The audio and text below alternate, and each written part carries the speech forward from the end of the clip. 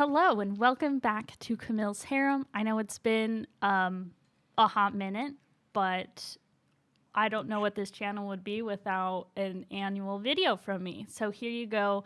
Obviously, we have a new location and the same fat cat. Today, I am joined by Spencer from the Harem, and we are going to do not so much a review, because those aren't as fun as ranting. This is going to be more of a rant about the issues and qualms that we had with both Fourth Wing and with Iron Flame. So if you are really wanting like a deep dive in the review, I would recommend going elsewhere. I would recommend someone like Reads with Rachel. She's a great YouTuber. I think she really breaks it down. She has not done any videos on the second book from what I know. And if you are not wanting spoilers, this is not the video for you because we will go into heavy spoiler territory. So, that being said, all of these thoughts and opinions are strictly our opinions. We're not saying if you really enjoyed these books, then you're trash. That's not what we're saying. There are elements of the books that I think have merit, but again, those aren't as fun to talk about. So let's get into it. Since we were talking about this book for probably a month now, I'm almost done with Iron Flame. To give a little context, Camille read and I both read The Fourth Wing. I have been braving through Iron Flame, and I'm almost done with it. And so there's been a lot of stuff that I've noticed from the first book that just kind of falls off in the second book or doesn't make sense. One of the biggest ones being just like the setup of this war college itself. So the first book really focuses heavy on like this is the writer section. You have this war college because we have dragon riders, and this is how they steal them and make them ready for combat. They're the strongest, the artillery. Basically just like the elite troops of this army. It's a big deal. And so exactly, Yeah. the whole point of this college being to forge these troops, find these basically it's for the dragons. The dragons are going to find people they can bond, that they feel are adequate enough in order to bond with them, give them these powers in order to heighten their strength, all that kind of stuff. And so, like, the whole point of the first book is like, oh, we're gonna, everyone's dying left and right because, we have to make sure we're culling out the weak and all that stuff. But we've been talking about it, and it kind of there's 3 years in this college. The first year you don't really bond, and you don't really have a dragon until the end. You bond your dragon, maybe it's not even the end, like midway through the year, and then after that you kind of just are heightening your yeah, exactly, heightening your skills with your dragon, forming your bond with your dragon, all this stuff.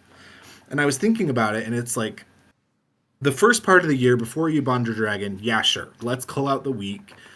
The dragons are trying to find out who's worthy, all that kind of stuff. But after that, once you've bonded dragon, they still are like killing people. Like this college is set up almost as a death trap to be like, let's just kill random people for no reason, even though these are some of our strongest troops with literal dragons behind their backs and some of the most powerful, magic that we have in this world. Why are we killing them? Like, it just felt a little this convoluted. example that I can think of. Yeah. Exactly. Yeah. Like, why spend all these resources? Why have these dragons bond these humans and then just be like, it's going to be cutthroat. We're just going to let everyone die. It's like, why? Wouldn't you want to hold these people at a higher standard and make sure they're all alive for this war that we've been waging for 600 years for some stupid reason? Yes. Like, because the whole thing, too, is like, it feels convoluted in the fact that it's like you really are just blowing through resources at that point, because it's like you're treating humans as they are disposable, which like I guess they are, but like they shouldn't be. You need that manpower, because it really seems like the most merit comes from a bonded dragon with a human, but you're treating humans as though they are so expendable. it just doesn't make any sense. And then on top of that, like I found all of the rules around like Mhm. you can kill for X, Y, and Z, but not for these other reasons. And that was weird to me because it was Or like, within your squad. yeah, like okay, you can't kill someone in your sleep, but you could kill someone like just walking down the hallway. And it's like, that's so stupid. That is so dumb that you would like actively be okay with your military numbers if it's so Exactly. important for you to have people to fight in this war. Why are you allowing people to die willy-nilly? And I Exactly. think like that was one of the biggest grievances that I had because it just felt like she just Miss Rebecca. It just felt like she needed like the stakes to be high. Like they weren't high enough. Yes. Exactly. And it's like they try and justify it in Iron Flame, where Violet kind of has this realization. Violet's the main character, for those that don't know. Violet has this realization of, oh, the reason that they allow us to kill each other and that it's so perilous and a bunch of people die is so that we're getting used to watching our friends die so that when we go to the front lines, we'll be prepared for that. And it's like, but okay, I understand that you want to get people ready for battle, blah blah blah. But once again, these are your elite troops that have bonded a very small population of dragons, which keeps dwindling. You would think that since they are your most important troops, that shouldn't be a justify or a thing to make people stronger. Like Right. they know what they're getting into. They're going to war. They are willing. They're going to see their friends die. They They're are gonna have aware of that. There are PTSD better ways. regardless. That's my thing. I'm Exactly. like, no, you're gonna scar There are them either better ways way. to establish. Yes. Yes. Oh, So and I think this would just perfectly goes into the next bullet point. And I can't remember. Like, I actually think I saw a TikTok on it because I personally like. I'm on the side of TikTok that is also critical of this book, so my algorithm knows me very well. But someone made the comment that they were like, it just feels like um, for those who are familiar with Divergent, like it feels like it oh my gosh, what is the name of that stupid faction? Dauntless. They're like it just feels like a Dauntless ripoff of like, oh, everything's super cutthroat here and you better watch out. And but it's like, but why? What's the point of that? yeah, And it like that was the thing. It's like other than the stakes needing to be high, there really isn't a lot of logic as to why this war college is so dangerous. Like if you're priding yourself on being a literal military war college, why wouldn't you be more logical about how you go about things? And I feel like, oh, but because dragons, that's such a cop out. That is such a cop it out is. excuse. No, and it's so frustrating because in this book's Iron Flame, because that's the one I'm reading, they have a section where they actually show the infantry section, and the infantry people get paired up with some of the riders in order to do land navigation. It's one of the classes this year, in order to like get them working together, all that stuff. And they start talking, the riders and the infantry. And first of all, of course, they butt heads because why not? And second of all, they start talking and they're like, you guys just will die randomly. Like, you don't have a chain of command structure, blah, blah, blah. And it's like, Violet has this realization of like, oh, everyone else doesn't just die when they join the military. What? And it's so frustrating to see that point because it literally is just stakes for stakes. That's Yes. it. Yes. Okay. That whole really, because here's the thing. I personally, I was like, I am not strong enough. I do not have the fortitude to make it through another book. So Spencer is really just filling me in as he's as he's listening to it. Um, I'm going crazy. yeah, Godspeed, because that is so like that's so dumb that Violet would have to have that realization. She has literally grown up in this college. Like which that I know is one of our other bullet points that we can Yep. get into next, but it's like, what do you mean you don't know? What do you mean you've never had that realization before? That like Exactly. some people don't die and the writers do, and you've never thought to yourself, huh, maybe that's a little messed up. Maybe it's really weird that we're okay with killing off this group of people, but not the other group of people. It's like, girl, where have you been your entire life? You grew up here. For real. Oh my gosh, that is Like, so I bet frustrating. you, especially because her mom is the general of this Mm-hmm. war, this kingdom. She controls all the troops. She has a bonded dragon. Her oldest brother, has a bonded dragon. Her oldest sister has a bonded dragon, and now she has a bonded dragon. It's like if all of your family has grown up around these dragons, why Right. is this coming to you as a shock? Right. Like, well, and that, like, this is a perfect segue because, like, if anything, she would be more knowledgeable than just about anyone there. Like, from the very get go.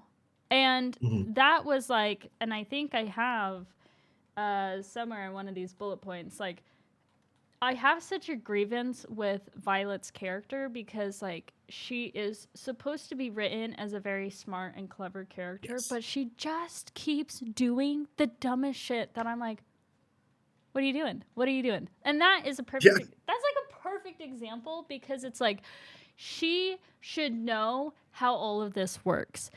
She has her, Hmm. like, an entire family legacy of this. She has firsthand knowledge of living there.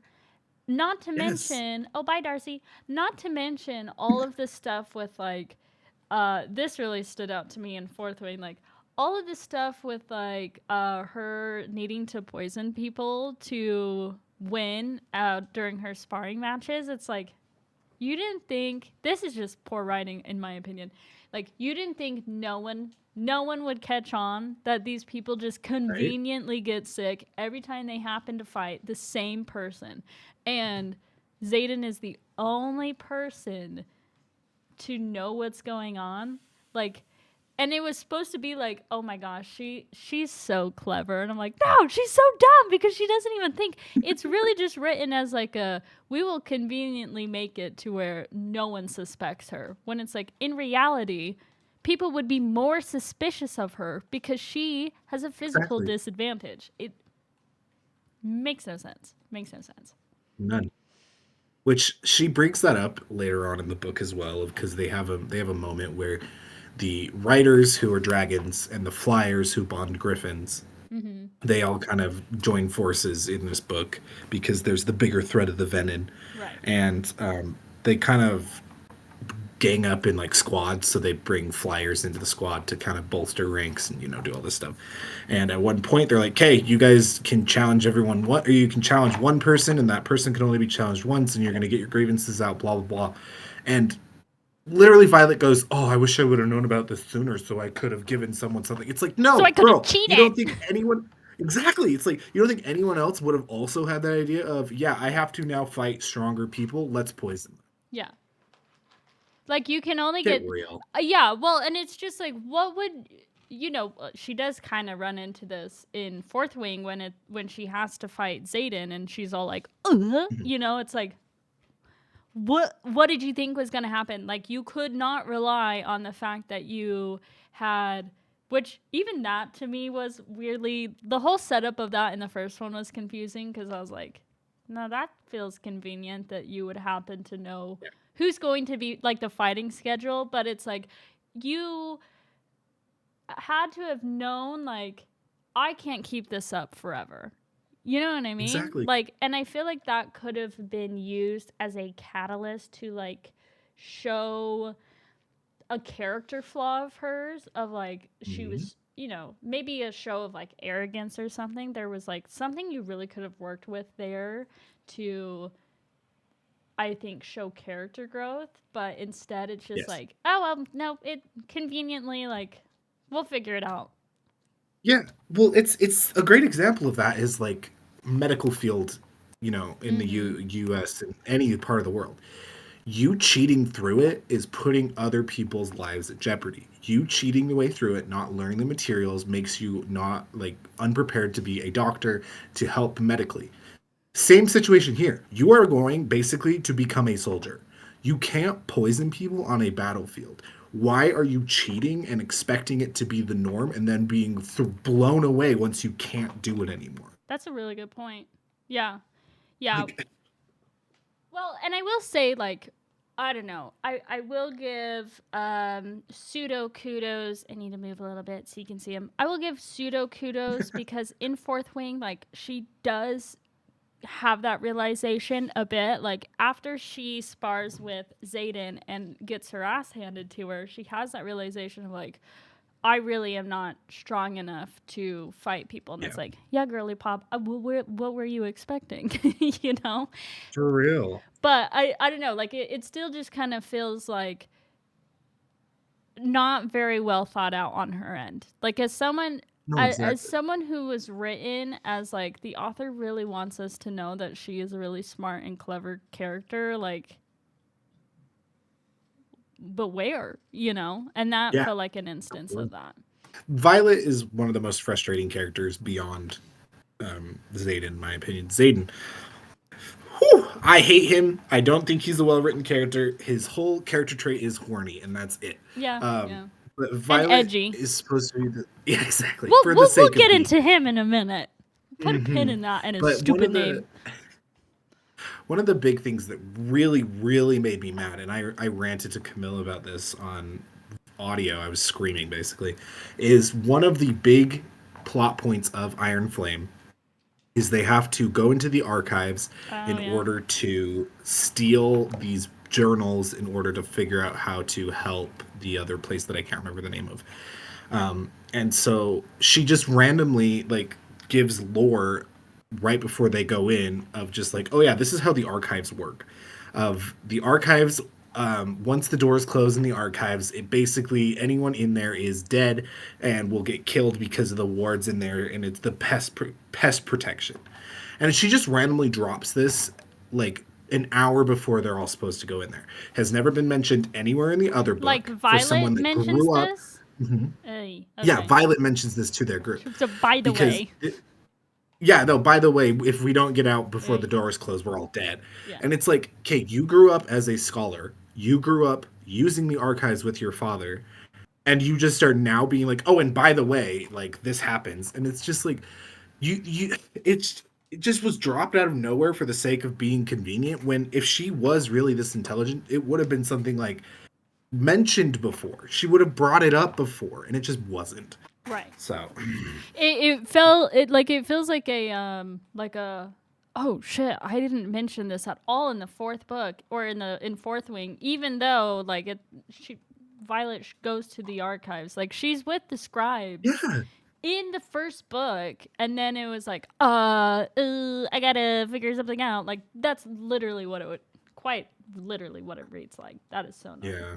Um And there's so many other just knowledge gaps like that where yeah. she's Oh just yeah. like, "Oh, I just knew this," or "Oh, I didn't think about this," when it's very obviously common sense. So, yeah.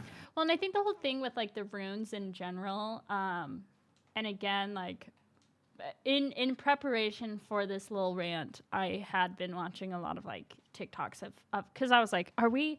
I almost felt like while listening to Fourth Wing, I was like, I feel like this is context for everyone. I felt like I was losing my mind that I did not enjoy this book because it had been recommended to me by multiple people who were like raving about it. And I was like, "Oh my gosh, yeah, like I want to read it. I love dragons." And I wanted to get back into fantasy cuz I hadn't really read fantasy in a minute. And so I wanted to read something that wasn't horror for once. And so I was excited. But then I was like, I feel like I am the only one who's not enjoying this. And then I eventually found myself in this section of TikTok where people were talking about it, and I did see a lot of like comments saying like in Iron Flames specifically that like the whole thing with the runes and everything was not very well fleshed out because it comes out of nowhere. It's not anywhere in the first book, Yep. and it was jarring almost. Like, people were saying like it Mhm. just didn't make sense, and it almost felt like she took the ideas from the Mortal Instruments series because they use runes in that series, and was just like, plop, perfect, let's go with it. And it's like that feels like really, and I have this problem overall with the books, is like it feels like lazy world building at the end of the day. Agreed. Because it's like, you, rather than like really sitting and like really fleshing out the magic in this world, because there is a lot of magic in this world, you're just almost like flying by the seat of your pants, and then realizing like, crap, I need something that really makes the stakes high in this scene. What can I add? 9 times out of 10, it's probably going to be something magical, because that's a surefire way to raise the stakes. But there's no like foundation to make those stakes make sense. And I think that's the issue that I have. And I think the whole like flying by the seat of your pants thing, like, we can say to the end, because that is, again, like feeds into my bigger issue overall. But yeah, like there are just a lot of instances like that. Like, I felt like she really, the book reads as something that should have like a really structured and hard magic system. But then when it comes down to it, it's like, these things aren't making sense. Like, she wants it to be a hard magic system, but is treating it like she's writing it like it's a soft magic system. And I think that's where it's like, you get a lot of those contradictions, because they don't come off well. It just comes off as like, this just feels like plot holes. Oh, exactly. Yeah. And that's the thing, is it's also, her magic system is so inconsistent. Mm-hmm. Like, these writers can bond these dragons, which then they can channel the energy of the dragons to create different manifestations of power, right? But Griffin writers, when they bond griffins, they can still channel, but to a lesser degree than dragons, because dragons are more magically powerful. But then she shows these writers have unique abilities that normal dragon riders don't have. Like, one of the main villain, I don't even know if she's a villain at this point, because she's an ally now, but her name's Kat. She has the ability to like heighten emotions, essentially, which you would think would be a signet, but apparently is lesser magic, but has never been mentioned before as lesser magic. You've never seen a dragon rider be able to do it. So it's like, okay, so does she have a signet then? Because that's what it's sounding like. Yeah. And so it's just like so wobbly in those areas of like, what is established? What can these dragon riders do that griffins cannot? You know what I mean? That's so interesting. That almost just feels like, that literally just feels like it's like, well, we can't have them as special or as magical as dragons and dragon riders. So we'll give them powers, but they're not as good.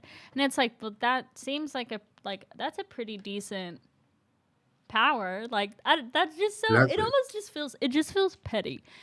Which, again, with inconsistent magics, when you talked about like the lesser magics, that's really something that bothered me in Fourth Wing with their lesser magics, because it was the most random things of like, well, I can. The only one that like comes to the top of my head is like, I can, the ink, the one with like writing a pen or like filling your ink pots. I was like, what is the point? You have indoor plumbing, but you don't have pins that don't require ink wells, like, so you need a lesser magic for that. Yep. That doesn't make sense. Like, and it was like, what? Why would you be getting that magic from a dragon? What use does a dragon have for ink wells? You know, like that sort of thing. I was like, that's so dumb. It was just dumb and just so random. Like, and I think that just kind of speaks to like how magic works in this universe to begin with, which I'm like, it's confusing. Agreed. Overall, it's just kind of like weird and confusing to me. Excellent. Okay, next bullet point to really talk about, and I'm going off of my Fourth Wing knowledge. Spencer, you can fill the gap in with your Iron Flame knowledge, but just reading Fourth Wing to me, and I really don't want to sound like I called it, like, this book was so predictable because I'm so smart. I'm like, was it predictable? Yes, because of just tropes. You know, like, you get to a point where you just, like, recognize patterns in writing, and you're like, okay, yeah, I knew that was gonna, and that was the case with this one. So I'm really not trying to come off as like, it just was a very like formulaic. That's the word we're looking for. That's a But great word to put it. yeah, like, so I remember, like, when I started reading the first one, and she's just going on and on about how, like, we've been at war for over 400 years with these Griffin riders, and la la la, and we just can't get things figured out. I remember thinking from, like, the very beginning, I was like, this feels stupid. Like, this feels Yeah. like y'all can't get it together, even though you have the most powerful magical beings on your side, and you can't get it together enough to deal with these Griffin riders. Like, from the get-go, I was like, the whole basis of the war is so dumb to me. It has to be a red herring.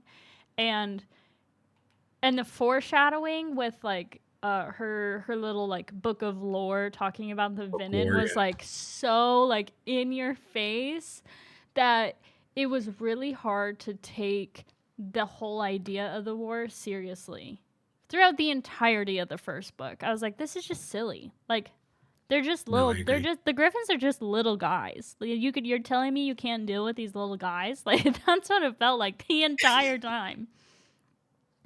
No, that's a great way to put it because in Iron Flame they expand on that a little bit to find out that the reason that the Griffin Riders are fighting is to get into these wards that the Dragon Riders have. I can't even remember the fucking name of the sorry f bomb, the name of the place Navarre. I think that's what it's called. Um, Yeah, maybe. they're literally just trying to get into Navarre to save their people. That's it.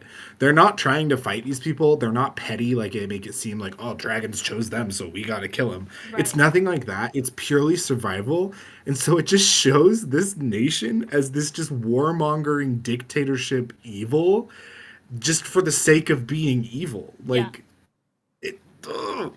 Yeah, which, like, a huge spoiler for the second one is, like, the Oh yeah, whole, sorry. yeah, like, the whole reason that they have the wards are to protect their nation um from the Venom and the Wyvern, because they're just doing naughty stuff in surrounding areas. And so, yeah, like, it is like, okay, yeah, you guys are kind of shitty. I don't really even have, like, a huge issue with that, but it just, like, it just felt like, I understand it doesn't make sense for the Griffins to actually just be other dragons, because then they couldn't use the Griffins as a fall guy, basically. But it still just did not seem like big enough of a conflict for it to be that serious.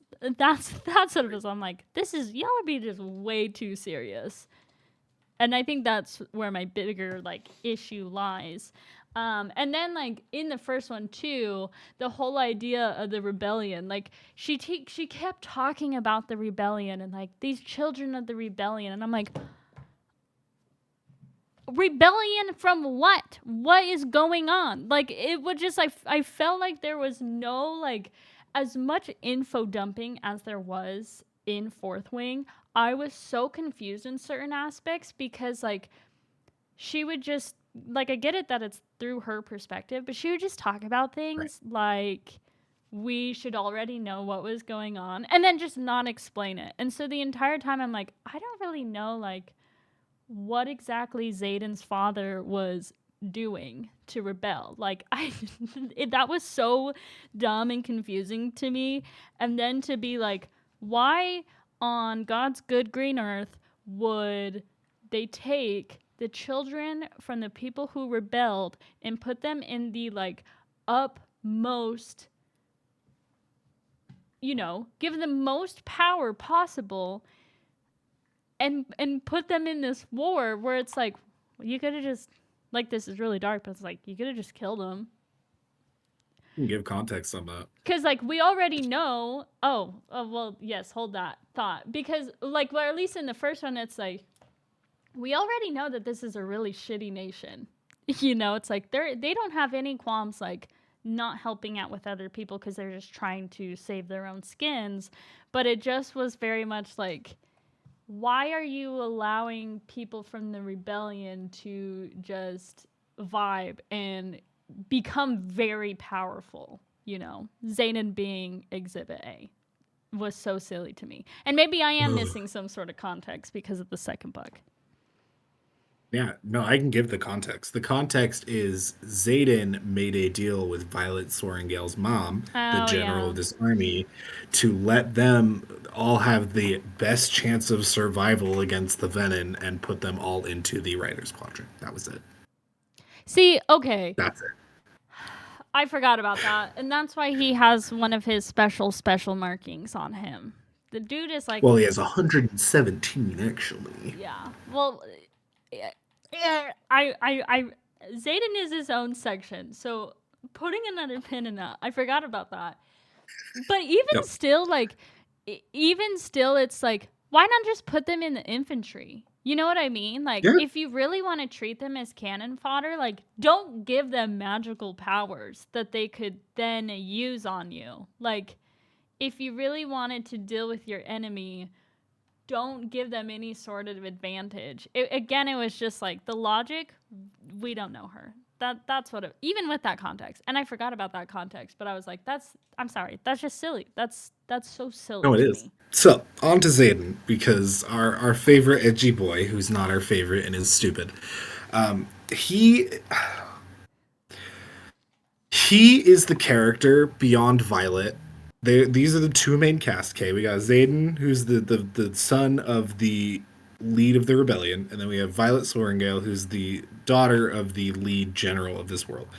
Mm-hmm. And the whole thing is like, oh, it's Zaden Ryerson, and literally, I still don't know what he looks like because all he is described It's as hot. attractive, sexy, and hot. That's Yes. it. Yes. I think he has a darker skin tone, if I'm remembering correctly.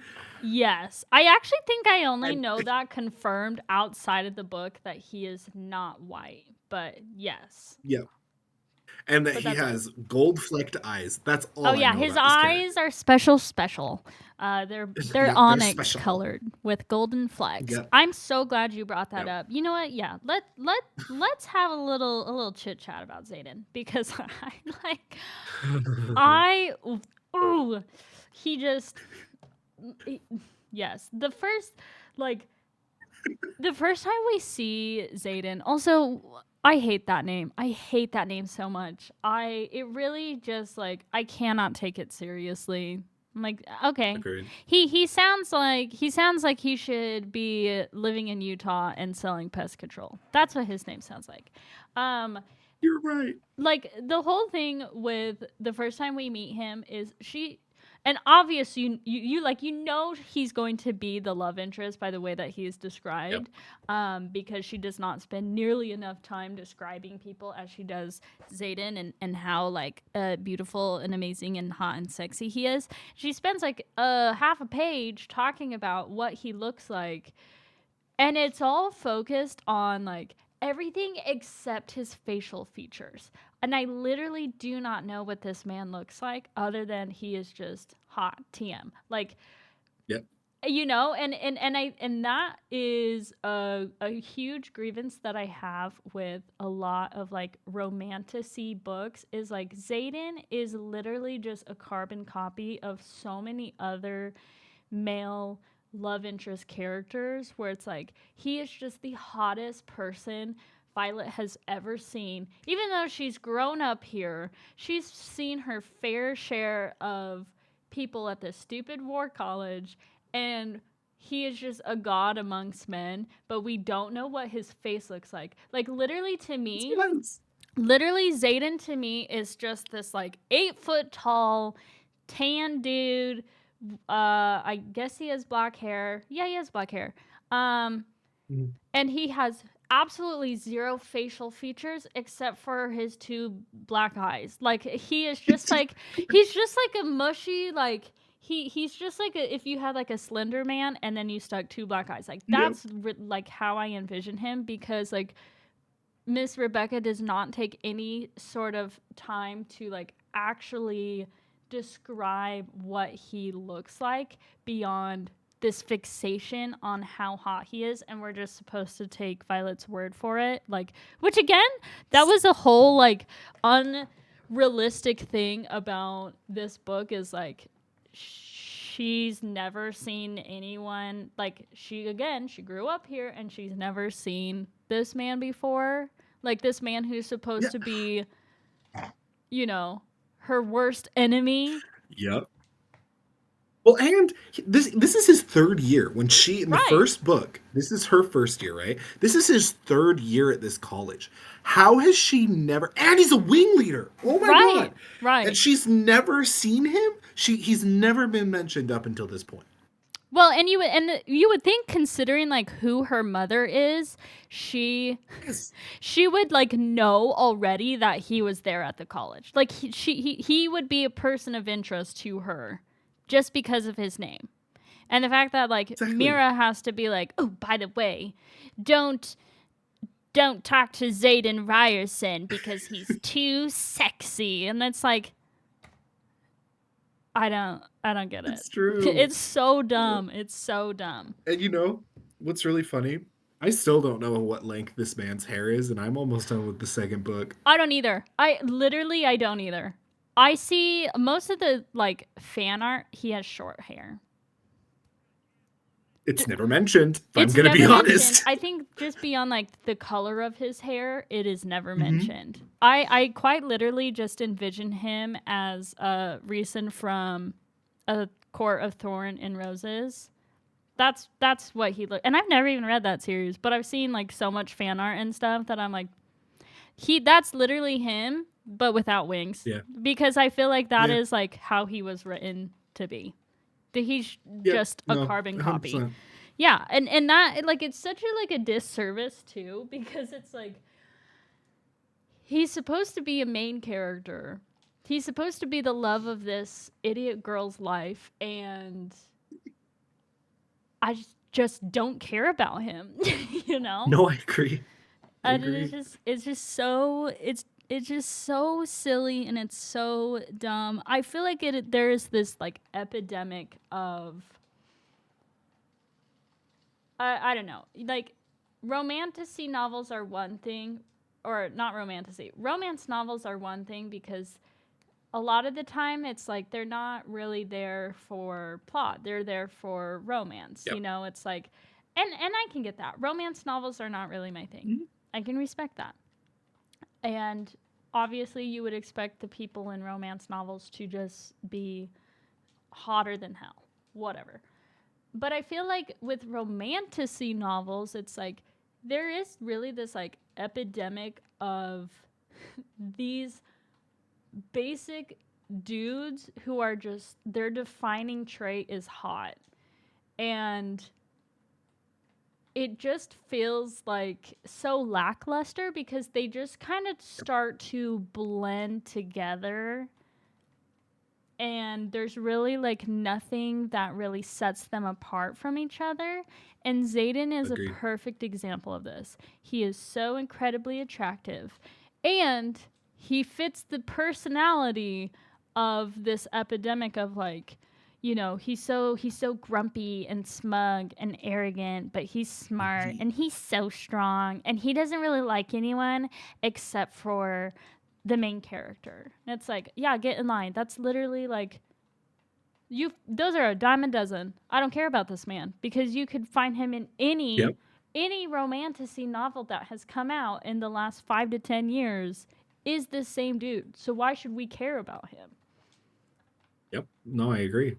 And the fact that you brought Rhys up from A Court of Thorn and Roses is really funny because Zaden was supposed to be the Rhys of this book, but For Rhys is so well written in my opinion, and he's so established.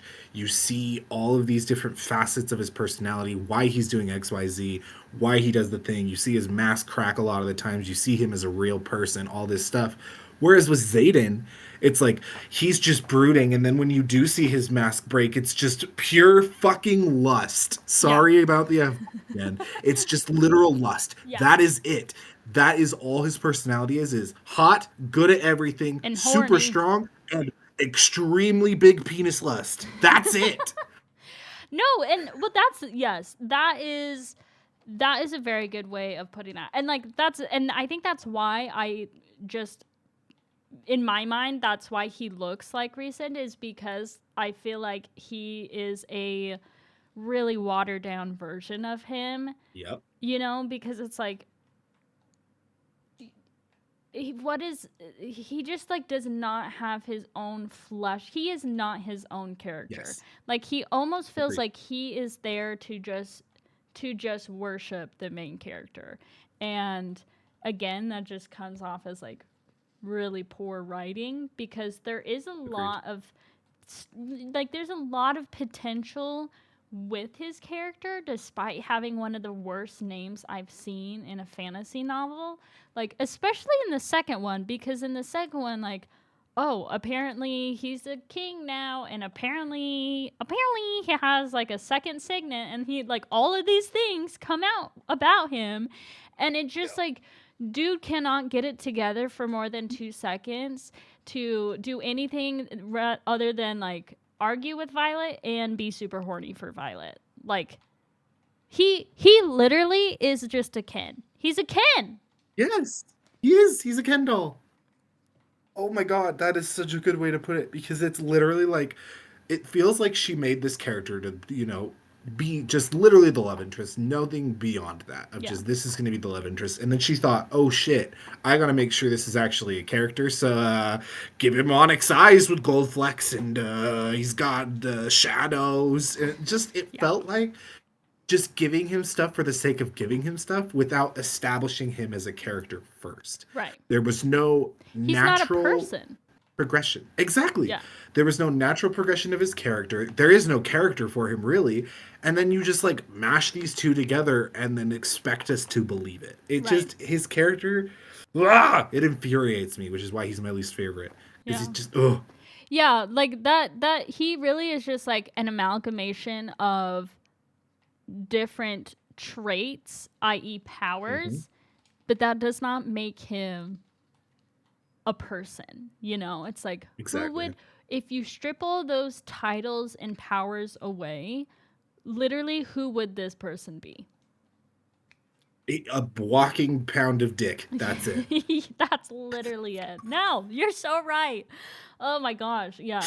He was, and it was so frustrating, like, because you're like, okay, yeah, they're gonna get together, blah blah blah. But like, it was just so frustrating to just once again have him be like just your stereotypical like, oh, so edgy, so angsty. I'm like, I okay, fine. If I know that there is a market for that, but like, dear God, I am so sick and tired of this angst lord love interest, because you see it so much, and I am so tired of edgy men being love interest. Like, can we Agreed. please have something beyond that? And I think that like he is just a walking mashup of cliches and tropes, Yes. that like he literally does not have a personality beyond those things. And it makes him Period. so unlikable. No, agreed. And Violet tries to like establish it like, oh, he's so loyal and oh, he cares about blah blah blah blah. But it's once again show or tell, not show. She just says all these things. You never see the actual those exhibited from Zaden himself. It's Yeah. always just Violet saying this, and sometimes Zaden being like, I protect the rebellion people. Remember these scars on my back? It's just like, that's not establishing him as a character. You need to Right. show it to us instead of just having Violet tell it to us. Yeah. And I just have to say, while we're having this little shit fest, there is, and I will say, I'll be the first to admit, like, yeah, in my own writing, I am guilty of this. Like in fantasy novels, like you tend to give people like scars that have some sort of backstory, or like markings that have some sort of like significance. You see that across the board. I don't have an issue with that overall, but it really Right. felt like with Zaden, she was just like, another one. Give him another one. And dude has like 3 different things. I'm like, if he took his shirt off, I'm like, that would just be like a whole mess of everything. Because he has like the swirly little swirly doos, and he has the scars on his back, and then he has his signet, which is big, Mhm. and it's just like, okay, let's Well, roll it back a and little. you want to hear even more? He has one on his chest now from taking a venom blade. He has one on this side of his neck. So I don't remember which side, but one part of his neck has the rebellion relic. The other part of his neck has another scar that's for Violet. But So why? you know all the ones on his back for the rebellion people? Yeah, the one on his neck's for Violet. But why? Because he made a deal with her mom to protect Violet in exchange for putting all of the other people into the Riders Quadrant. Okay. Uh, I wish I could just take that memory, and I wish I didn't know that that existed. I wish I could You're go back welcome. to 10 seconds ago. Their relationship in general makes me irate. And the second book I know is worse. Like, I love me a good enemies to lovers trope. I love it. Right. When it's done well. This is not an enemies to lovers. That's literally how it was marketed. Because by the end of the first one, Zaden admits like, "Oh, I loved you from the first moment I saw you." That was lust at first sight, dude. Like you were attracted to her, Yep. and apparently because you had your signet, like you probably were able to read her intentions from the beginning. Like he never really saw her as an enemy. And she had it in her mind throughout most of the first one that he had it out for her. When like we never see that. We never see that in Never. the first one that he has any intention of doing any harm to her. But she's so neurotic about it and there's zero evidence for it. And then like once they start boinking, it's like, okay, this was never an enemies to lover. I am so tired of, you know, tropes being marketed in books for the intent to get people interested about them and then being like a complete misdirect. Because Yep. that's not what this was. Like it was just a very, very poorly written enemies to lovers. And that's not even like talking about how atrocious their relationship is in Iron Flame. Yeah. Right, and that's the other thing. Oh, sorry, I'm getting on my words because I'm just so angry about this.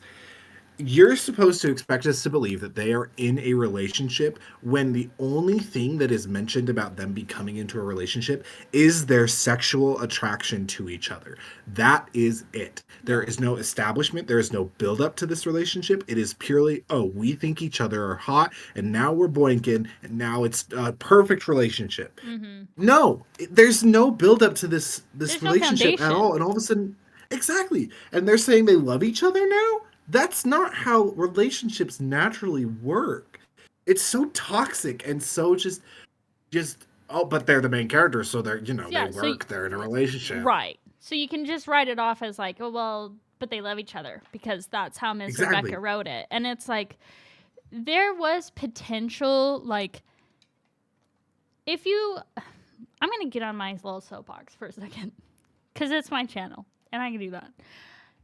There was potential to like really add depth to that in the Mhm. second one by Violet having some sort of like emotional intelligence to be like, you know what? We really do find each other attractive, but we need to establish something beyond that. We need to take like the sexual aspects out of this relationship and figure out where we stand beyond that. And like have that be the basis of Iron Flame rather than this like never ending cycle of them just being at each other's throats and arguing ad nauseum and just being horny for each other the entire time. Where it's like, okay, yeah, I Exactly. get that you're like 20, 21, like you're young and you're dumb, but like we are being we're also supposed to believe that you are a smart main character. Yes, exactly. And that's the other frustrating part about this is Violet is such a, for lack of a better term, selfish lover Mm. because she expects all these things from Zaden, expects him to be completely 100% open with her, never have secrets, tell her everything, all this stuff. And then when Zaden tries to do it, she just breaks down and goes, "Oh my, I don't even know this man." And it's like, yeah, no, you Yeah. don't know this I man wonder because you guys why. haven't talked. Yeah.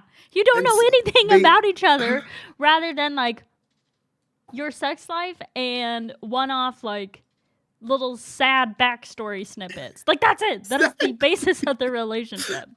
exactly. So it's So almost trauma bonding instead of an actual relationship. without like harping too much on it, like a huge gripe I do have with this series is like not even Violet is the epitome of a special main character, but it's like Zaden is as well, and her dragons Mhm. are as well. Like they're like the most main charactery of main characters, to where you really don't feel like. This is why I think it's frustrating. You don't really feel like there are really super high stakes when you just keep giving your characters things to make them really powerful. You know, it's like, oh, here's another thing. Here's another thing. Here's another thing. Now you're the specialist of special main characters.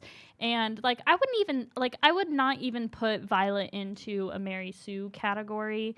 I think Zaden is probably more of a Gary Sue, to be honest.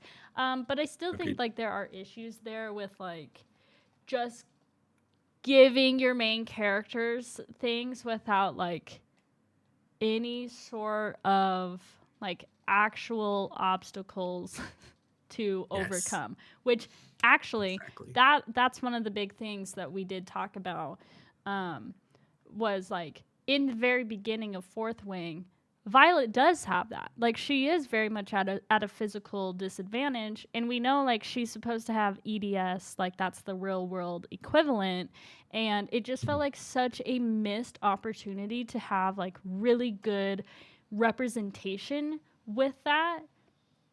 But then she just gets over it, you know, where it's Yep. like that's where my frustration lies with that overarching thing. And then to kind of go into our next point with Violet's EDS, because she doesn't really like have it's not like specified by Mhm. name in the book, but there's like a weird discourse from fans and readers about it, because you know you do have people who are saying like they're just glad that they're seeing any sort of representation like that in the book altogether, and other people are like, no, this feels like such a cop out. And Yes. like and I don't want to, you know, speak for others because I personally don't have EDS myself, but I do feel like Right. it is a missed opportunity for Violet to have a legitimate disadvantage from other people around her, and being able to like work around that, find ways to work around that and make things more accessible to her. Like that could have been such a fun, interesting angle to take, is like she has to figure out ways to make riding a dragon easier or doing X, Y, and Z easier because like her body like is different from other people. But instead, it was just like, well, I just have to work out more. And now I'm fine. It was like, it just becomes a non Yeah. issue like halfway through the first book, where it's like, in the first part of Fourth Wing, you were literally like having bones break or pop out of place, Yes. but now like you can just go about your life willy nilly. And she has like super rough sex with Zaden too, Oh my where God. it's Yeah. like this does not feel realistic for someone with your condition to just be like messing up this bedroom in such a way. You guys need to bring it down. But it's like, oh no, because she got over it. And that to me, Yeah, like she's fine. it was like the it was like and as someone like Rebecca Yaros does have EDS, like it was like she wanted to have her cake and eat it too. She wanted the Yep. representation there, but she didn't want it to make it too hard for her down the road. You know, like she didn't want Yep. to have it there the entire time, because then you have to really be creative. God forbid. you know, and that's like, that's where my issue lies with this, is like, we had the opportunity to have a really interesting main character who had to go about things differently because of this condition that she has. But like, I just kind of forgot that she had it while still reading the fourth book, because she just gets over it. Like Yep. it just kind of felt like a cop out, and it was really honestly like quite disappointing, to be honest. This second to last one was weird millennial writing in the books themselves, and we are saying this. Well, I don't. Spencer, I think you actually might be Gen Z. I'm a cusper. Well, like I'm on the cusp. Okay, No, yeah. I'm also on the cusp. So we're both cuspers, and so you know, it is really obvious though when you're reading something that should be high fantasy and you're reading it and you're like, why are we using these phrases? And that to me, like, from the very get-go, I can't even remember what the scene was, but Violet but I do remember texting you, and I was like, what is happening? In the beginning, at some point, Violet uses the phrase "for the win," and immediately I was like, taken out of the book. I was like, okay, I'm reading a book. I'm reading a book that was either written by an old millennial or Gen X woman. Yep. Who is not speaking like a 20-year-old would. Exactly. And there's another scene that really took me out of it, because in Iron Flame, Violet uses the word noted 3 times in the same paragraph. 3 times. Yikes. And it's just so like, why, one, if you're in a fantasy world, why are your characters using this kind of speech? Right. And 2, why are you using it so much? Right. Do you have no other way to say things? Yes. And that's the thing, it's like, I can't really think of many more specifics beyond those two, or I think the worst offender is Zaden. Zaden using the flaming hot one. Oh, no, I was going to say the end game. Him saying that they're end game. That is by far the worst offender. That one made my soul leave my body.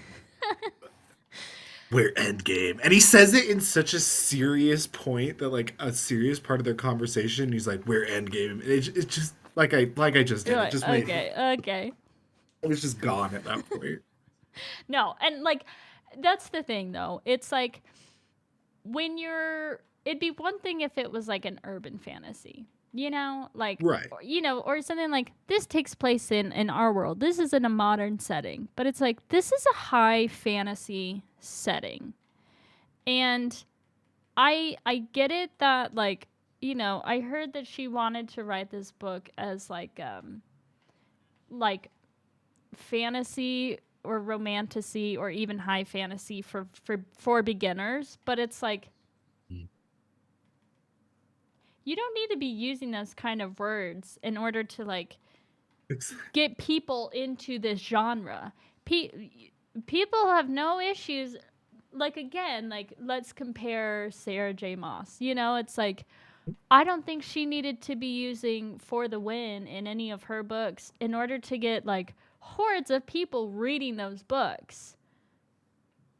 Like, nope. Oh, sorry. Darcy's on my desk, and I put my hand down and kind of spooked him.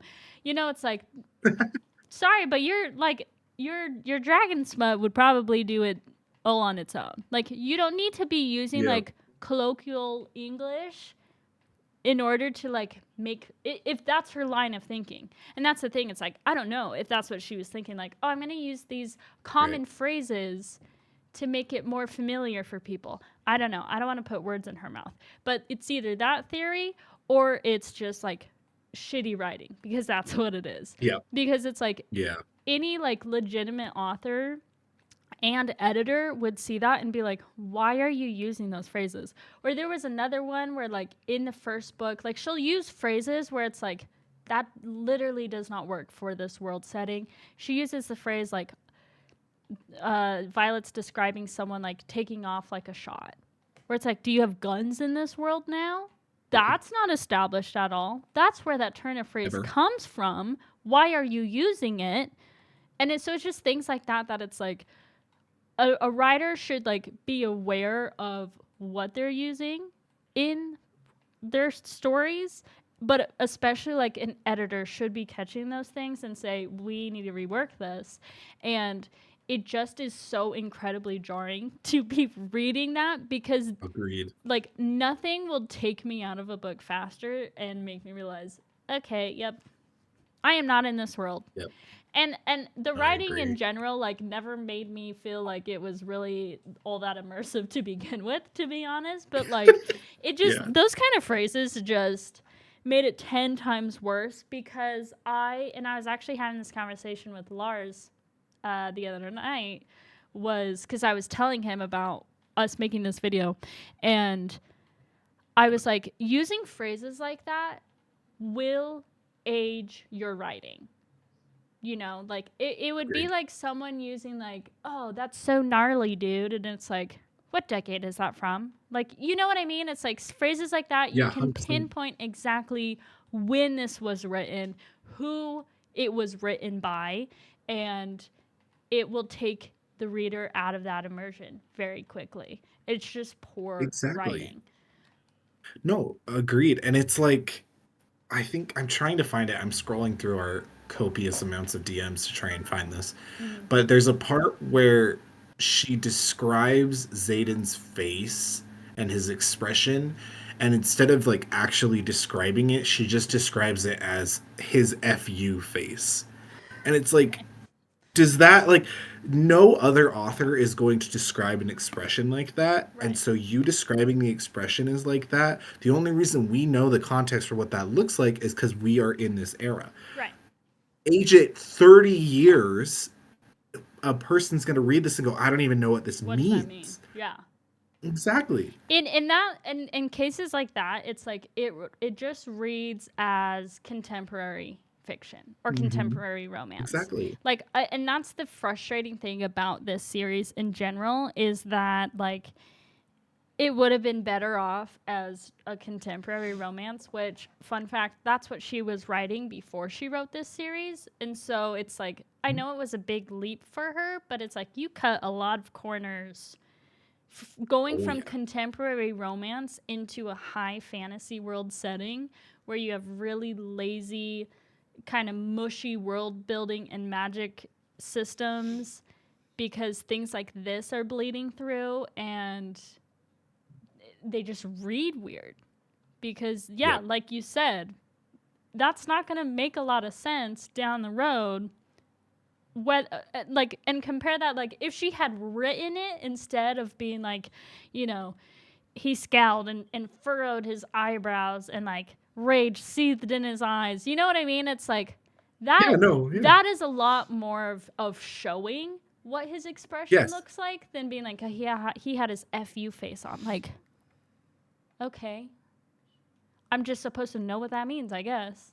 Exactly. Oh, that is so Like I annoying. said, age that at all for the next generation or Yeah. for an older generation. Like if my mom read that, she's not going to know what that means. Right.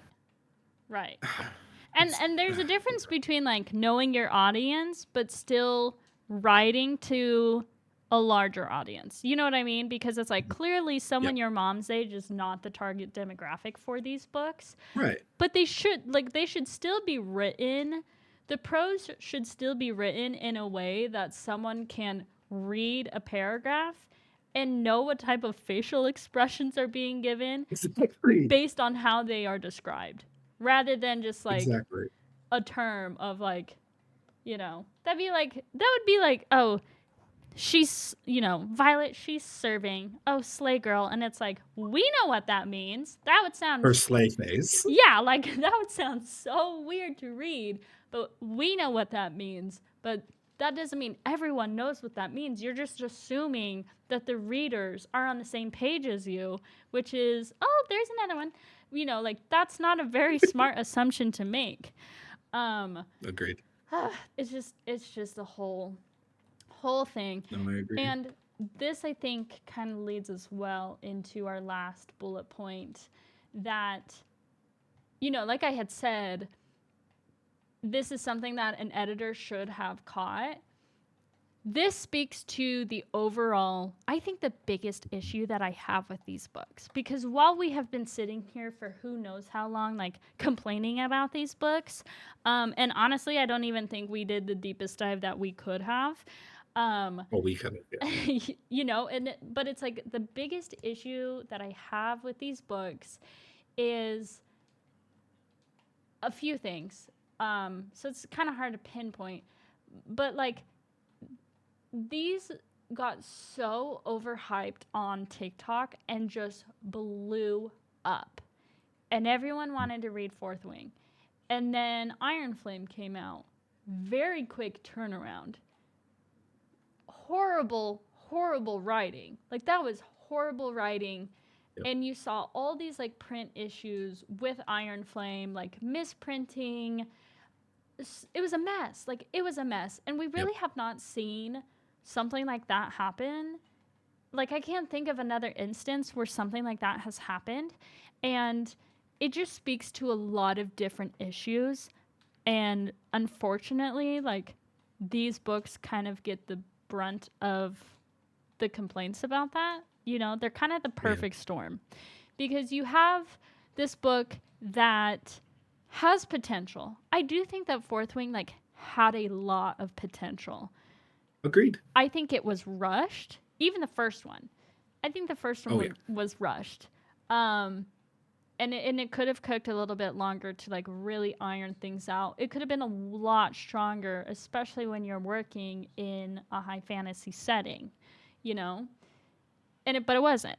But then, like, once booktok, which I have a lot of gripes with booktok, and I may do my own video on booktok eventually, but, like, booktok has a way of just, once they like something, it just blows up, and then everyone wants it. And I hear a lot of talk about how, like, booktok is kind of becoming the fast fashion of publishing. And it's so true. Like, and we saw that with Iron Flame. That's what makes this the perfect example 100%. of that, is because she had to turn around so quickly and release Iron Flame, which was even worse writing than Fourth Wing was. And to the point where now people are kind of taking a step back and being like, oh, wait, I liked Fourth Wing. I don't really like Iron Flame. It has all these issues, yada, yada, yada. Yep. And it's just so frustrating to see, because it's like, publishers should care. They should care. Mm-hmm. They should care that what they're putting out is quality. And they didn't. They didn't. They should, the editors, they should care. Like, who the hell is editing this and being like, yep, send it out? Because there is quite literally discourse on Iron Flame about whether or not it was written by AI. And if you have to be asking yourself that question, what is that saying about the writing? And what is that saying about the publishers, right? Like, that is so stupid. And even on top of that, the readers deserve better. Like, agreed. That's the most frustrating thing to me, because it's like, it's, and this is why I say, like, it's kind of a nuanced conversation, because we said at the beginning, like, it's fine if you like these books, blah, blah, blah. Yeah. That's fine. But at the same time, it's like, readers also deserve to have quality work. Like, does the story need to be great? That can be subjective. But things like just the syntax of things, your prose, weird phrases that you're using, like things that should have gone through the editing process but weren't, those should have been done, because readers do deserve better. And the weird, like, nuanced part of this is, I have seen people who will die on the hill that it's like, girl, it's fine if you want to like these books, but you'll see people, like, arguing, and I'm mainly just seeing it on TikTok. Like, you will see people arguing about, like, well, I wasn't here for the plot. Okay, yeah, fine. But you could have also found better smut elsewhere. But whatever. Exactly. But, like, it's like people arguing like, well, I wasn't really here to read the plot. Like, I'm just here for the vibes. I'm just here for blah, blah, blah, blah, blah. And it's like, okay, sure, whatever. But that really, I think, opens up the conversation to what does that say about like the publishing industry as a whole? Because if someone is just there strictly for the vibes, okay, then we'll just throw all quality writing out the window. Like, what does that say about the future of books? Like, I don't want what happened with Iron Flame to be the new standard because it's not a good Yes. standard, you know? Yes. And so I do think it is a weird take to be like, well, I don't really care about the writing. Okay, but it is okay to care about the writing. It is okay to be like, Exactly. it is okay to say this is really poor quality, and if you're spending money on that, it's okay to be like, no, I deserve better, actually. Great. And so I've just seen like super weird discourse about it, you know, and I've seen like some good nuance as well. But like in my own personal opinion, I'm like, I think it's a weird ass take to be like, well, I don't really care about the quality of something, and it's like, you can get that for free through fanfic then. Like, my God, just go to Wattpad. Just go to like AO3. You could read that shit, that same shit for free, rather than spending your money on something that is like fanfic quality. Like, and there is way better fanfic. Like, that, I'm not even like meaning to shit on fanfic. I'm just saying there's better stuff out there that you don't even have to pay for. So Yep. it's just like, that's probably my biggest issue. Like, I really wanted to like these books, and you've been a saint for like persevering through the second one. I'm almost done. You're almost done. You know, it's like, and the potential was there, but I just feel like these have been the perfect storm of just not great books being pushed out. And I think it will be interesting to see, like, what does this mean for specifically the future of fantasy? And I don't want to say YA. Like, I hate calling things YA when it's like, no, these are adults. This is not for teenagers, you know? Like, I would say new adult. Like, what does this say for... Yeah. What does this say for that specific genre? Because that could be a terrifying thought. If this is the new standard, like, that is legitimately terrifying. So, moral of the story, hold yourself to a higher standard. Yeah. It, like, get, like, girl, get up. That's kind of like, like, I'm like, and I want to be nuanced about it, but at the same time, I'm like, you deserve better. That's, at the end of the day, it's like, no, readers deserve better. If we're consuming this, maybe take a chill pill. You do not need a book this bad. I have seen this book through resellers selling it for like ridiculous hundreds of dollars. You do not need a book that bad. Take a chill pill. You deserve something that is better quality than what you're getting. Like, at the end of the day, these books had potential and they fell flat. Like, yep. And again, like, to finish it off, that is our opinion. Thank you for coming with me on this journey, Spencer. Thank you for having me. Yeah. Please put your condolences in the comments for Spencer, because he's almost done with Iron Flame. I don't really have anything else. That's really all I have. I will say, like, down the road, I'm planning on doing more videos like this with other guests, so I'll have Spencer on again. I'll see if I have any other Harem members come on and we can chit-chat about things. But yeah, other than that, I think we're good to go.